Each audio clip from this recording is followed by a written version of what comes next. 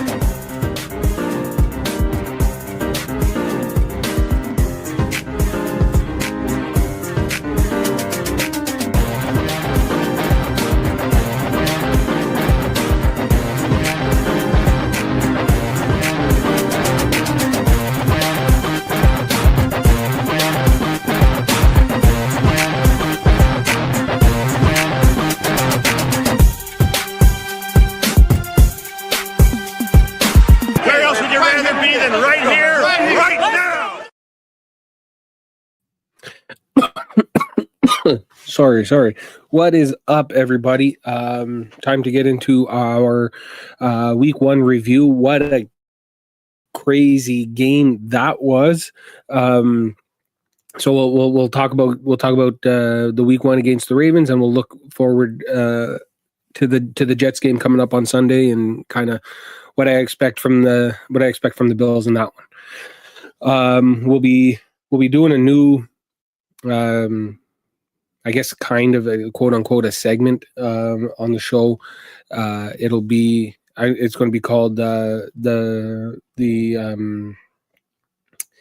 it's called Big Pops and Big Drops. So the things that kind of stood out and the things that weren't so great. So we'll get into it. First off, that game was insane. It was a crazy game to watch. I've never been so like my mood change like so quickly.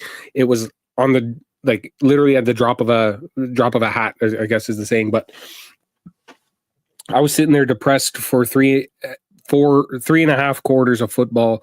Like, what the hell is going on? We're getting our asses kicked by the Ravens again in the regular season, and to me, it was just crazy. I'm sitting there watching Lamar ball out, Derrick Henry run all over us, and us not really doing anything. Didn't really feel like anything was clicking. Our defense still couldn't stop the run, and it was kind of all that stuff was going through your head, and you're just so depressed and so upset. And then you see it start changing a little bit, and you're like, and then the fumble happens, and you're like, boom, we're right back in it. And I think that because of when you look back at the game now, and you're like, okay, well, we must have did okay to keep it close enough that we were within striking distance. One fumble from Henry, and that's what wins us the game.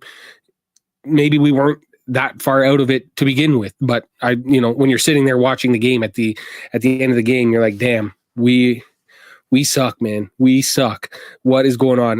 But you're all in the back of my head. I'm thinking, like, okay, this is the best offense in the league, maybe the best team in the league. They have a really good defense. So like maybe this is, maybe it's week one. So maybe we're not that bad, but like sitting there watching, you're like, damn, we suck. And then the whole thing flips around.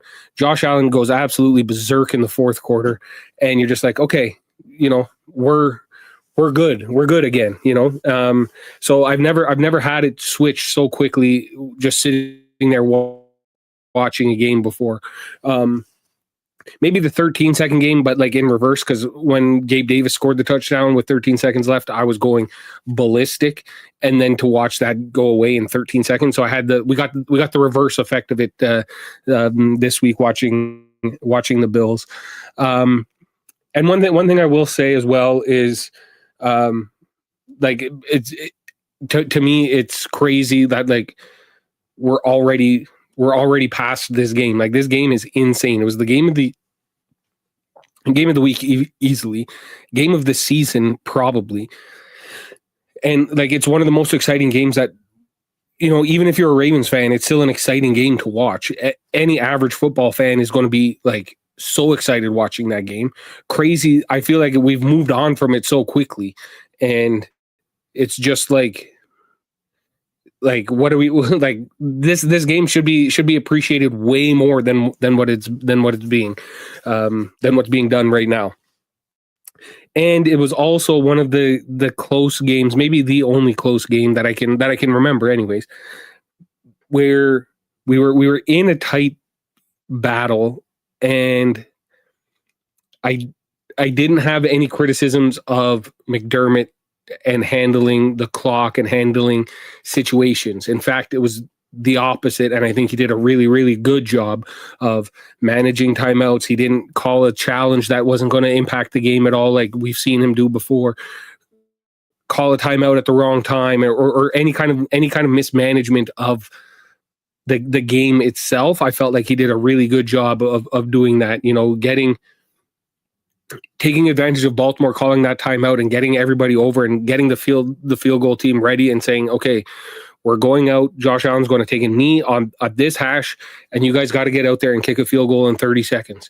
So getting all that ready and getting everything in place, and using the timeouts when Baltimore had the ball in the right way, so that we got the ball back with enough time, and all those kinds of things. I think he did a really good job, and it was nice to see, because we normally don't get that. In my opinion, we're normally on the wrong side of a coaching decision late in the game or in crunch times. Even going into halftime, getting that ball out, getting the tackle, getting the field goal to go into halftime, even though Baltimore was already running down the tunnel. I think we managed the clock way better than we're used to seeing McDermott do. And manage situations way better than we're used to seeing him do in previous years and previous examples of that. Okay, so like I said, we'll be doing the big pops and the big drops. So the big pop first is that we got the best quarterback in the league. I don't think that's up for debate anymore. There is. You're not out of the game when he's there. That's clear and obvious now. He can make plays. He can drag his team across the finish line like nobody else can. He's out there, willing the team to win, and I just think that we got the best quarterback in the league, and that means you're never really out of the game. And this time, the defense and the coaching, like we just talked about, didn't get in his way, and they just let him go out there and win us a game. Another one is Ed Oliver, of course. Ed Oliver had a huge game.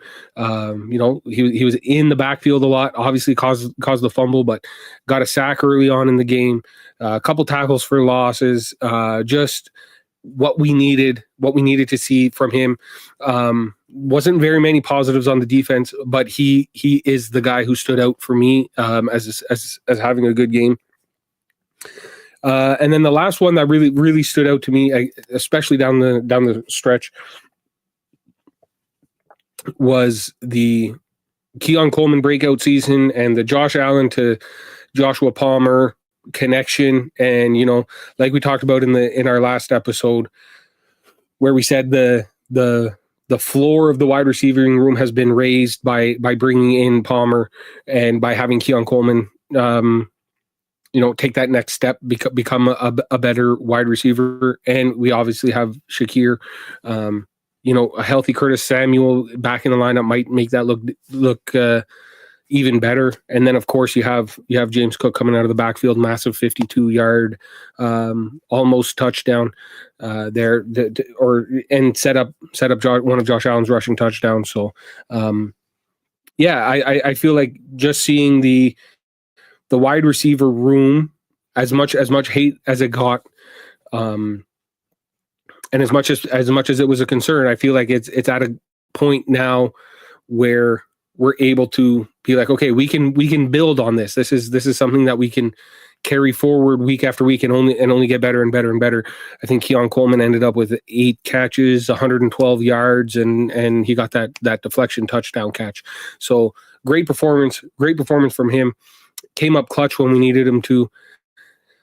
The one thing I will say, I don't know if anybody else thought this. There was 2 things actually. I don't know if anybody else thought this as well, but if Keon Coleman was to break free and he didn't get tripped up by Jair, I don't know if he would have had the presence of mind to slide and like continue and to let the clock run down and just set us up for the field goal that ended up winning us the game. I don't know if he has that portion. Like I would assume he would have ran in, scored a touchdown, and then we give the ball back to the Ravens.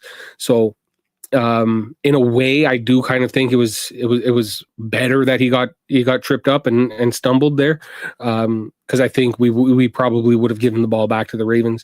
And not that I think that they were going to run the ball down the field after we kick off to them, but we weren't really stopping Zay Flowers much either.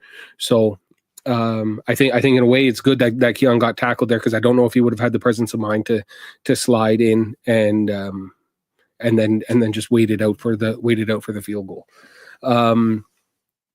So those are kind of my big 3 like good things that we did. Obviously, Josh Allen good, Ed Oliver good, and the Keon Coleman, Joshua Palmer played good, and that was a good connection and good thing for us.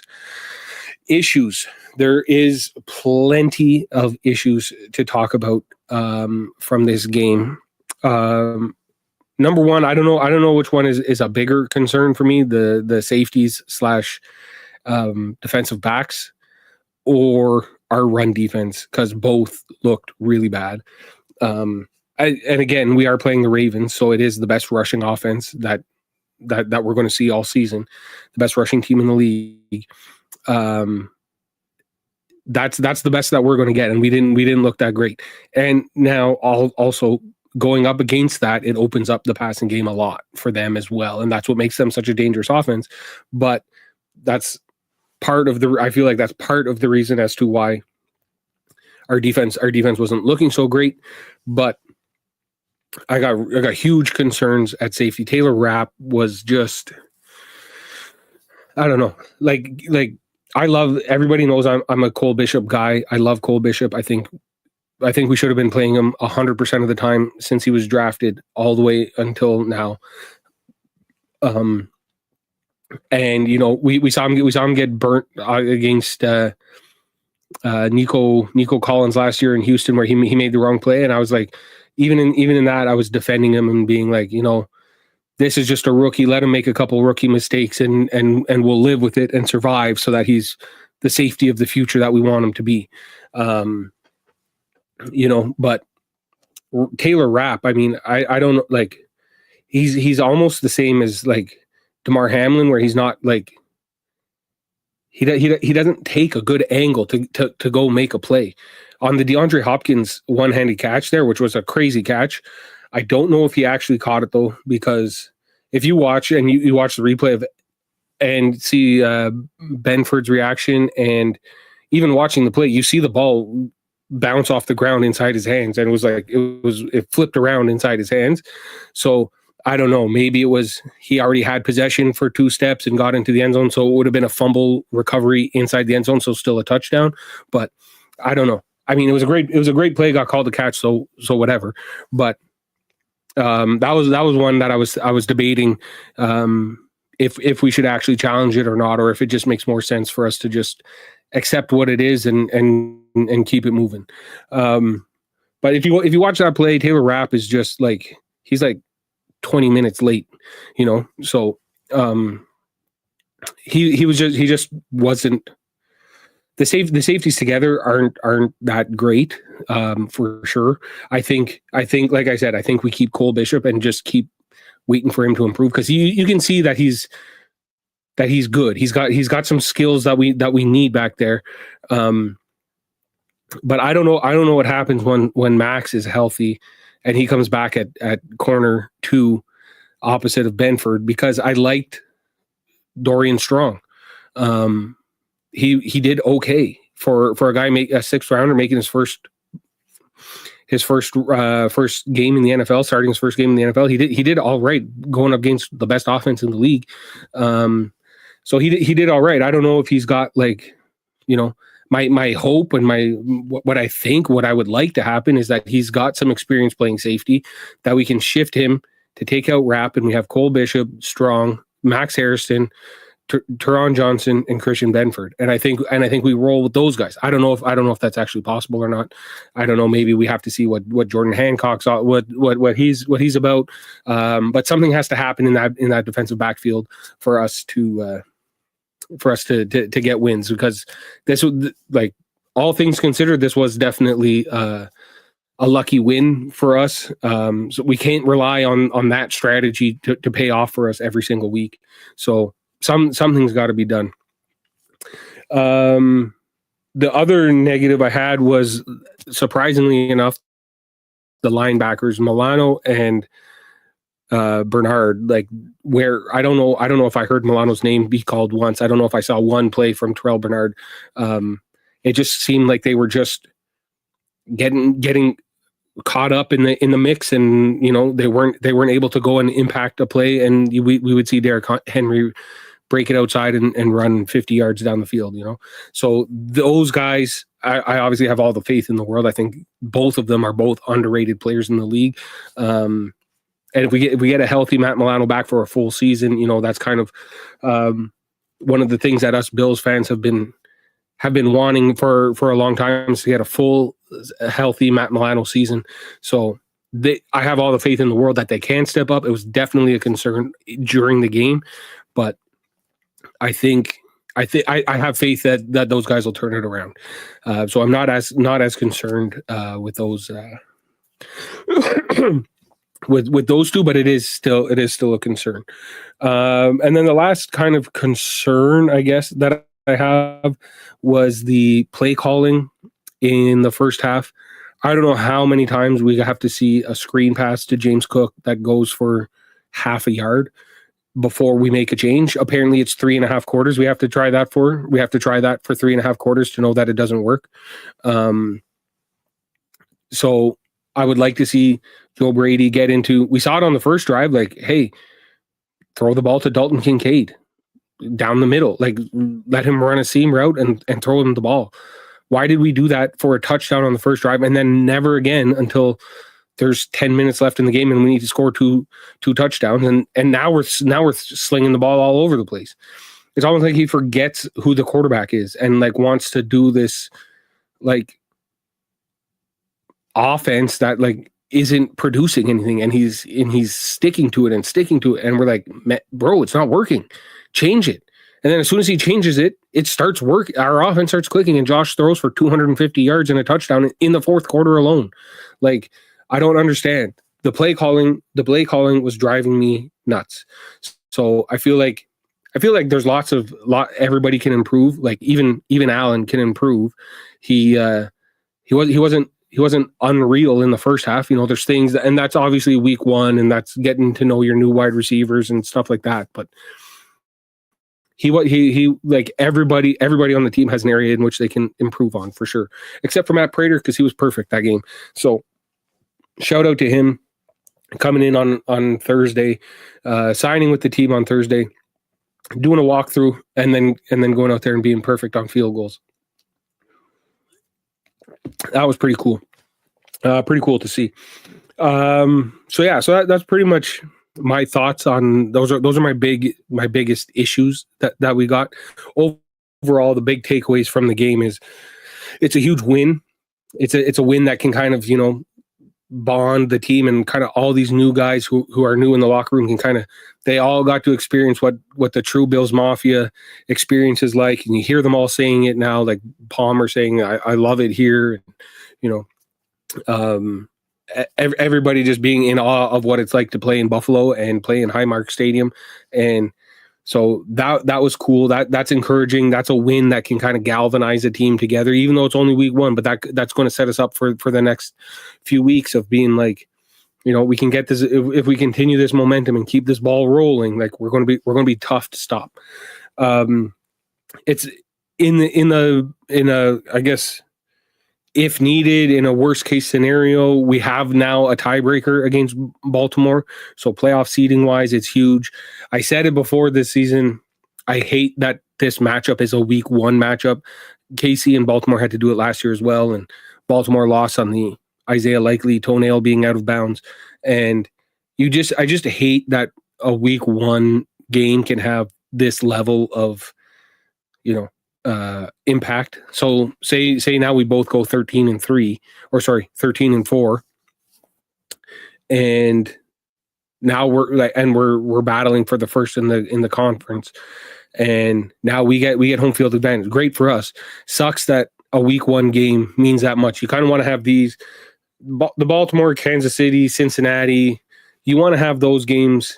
Give us a couple weeks. Like, let's go play the Saints in week 1. Like, who cares? Even if it's a divisional game, like, let's go play Miami first week, or the Jets first week, or whoever.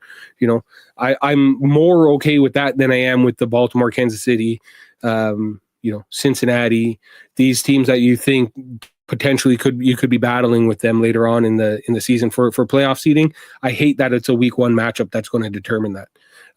Obviously, we'll take it. Obviously, I'm not going to complain about it, but I just think that that's too much weight on a week 1 game. We saw last year, Baltimore, Kansas City. This year, Buffalo and Baltimore.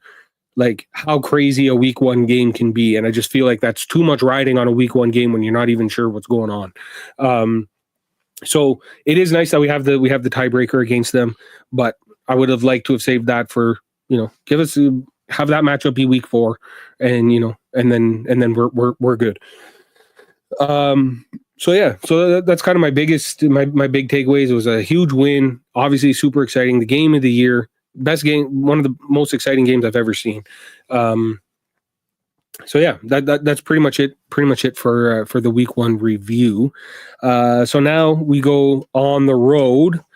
Not really much of a road game. It's still in New York. There's only one New York team, but we're going on the road to the Jets. Justin Fields and the Jets, I mean, they looked good. They went up against the Pittsburgh Steelers. That offensive line looked really good. They apparently they were graded really high.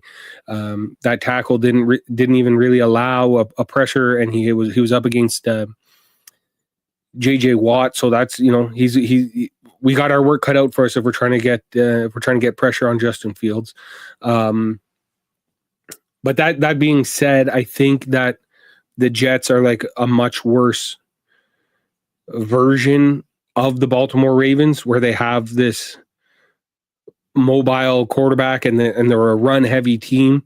So like our run game is going to need to be a lot better, because they are going to run the ball a lot on us. And I wouldn't be necessarily so worried about the passing game from Justin Fields. He threw for 300 yards or whatever it was in week 1, but I feel like that's kind of more of an outlier of what Justin Fields can do. But I think so. Yeah. So I think we're going to be okay if we can force them to throw the ball a lot. I think we'll be okay. We need to shut down the run. Obviously, Breece Hall is not Derrick Henry, but that's still a concern because our defense, our run defense was so bad. So we need to get that figured out. I think, week 7, no, it'll be week 8, because our bye is week 7. Week 8, when we get Ogunjobi back, I think that's going to be a difference maker. I think TJ Sanders, Deion Walker, getting more as they grow. Like, obviously there's growing pains. It's your first ever game. You need to be a little bit better though.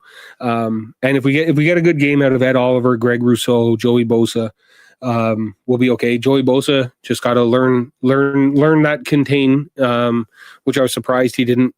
I mean, he corrected it during the game, and we saw it later on when Lamar tried to do that RPO and get outside, that Joey Bosa was able to keep that contain. but he got burned on it a few times. So just want to see improvement. We need to see a better game from Milano and Bernard, though. That is for sure. The Jets, I don't know. I don't know how to look at the rest of the teams in our division. We know Miami's bad, like I said, preseason, and we saw it week 1. Miami is going to be the worst team in the division. They've got no idea what's going on over there. And then it's going to be a toss-up between the Jets and the Patriots for who's the second and third place team. Right now, I'd give the edge to the Jets just because of their defense. The defense was okay, but again, they're kind of the same as us. I feel like that defense can get better. They have a great offensive line.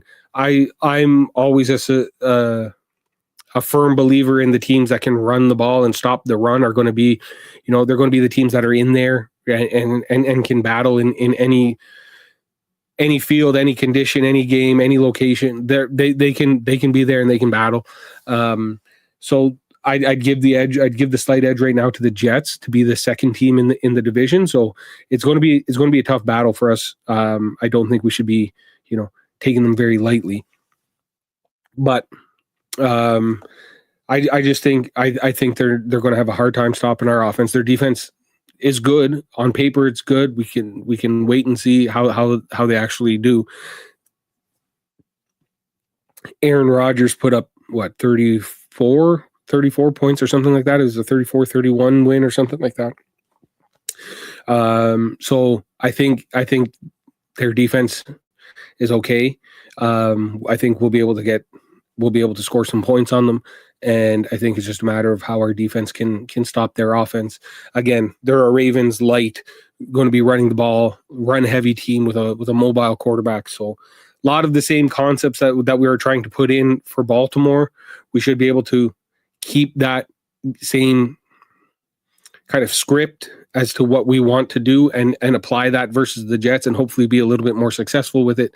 But I see this as a win for us for sure. And to be honest, I see us going on a quite a long streak.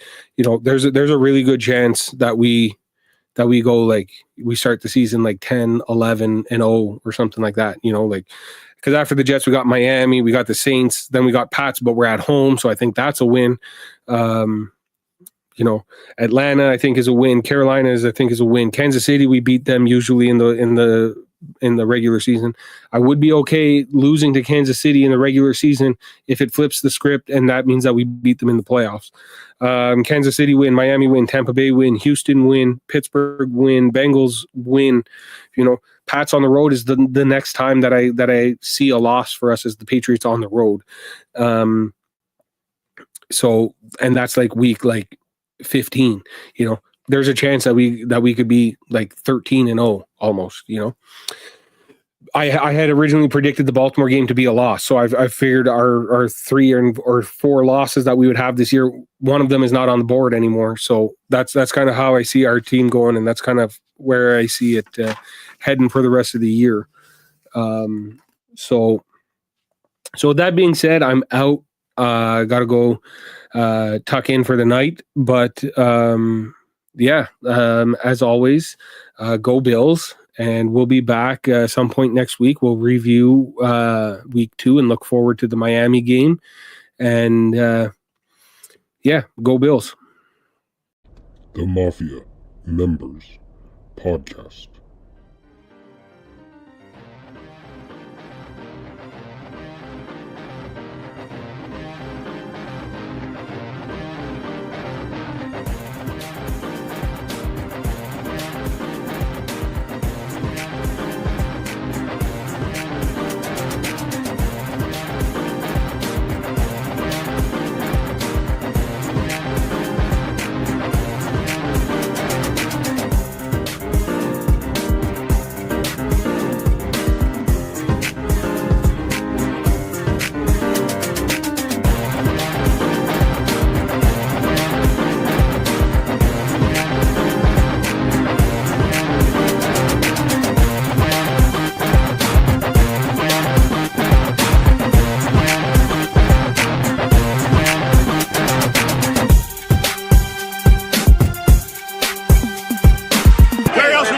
be than right here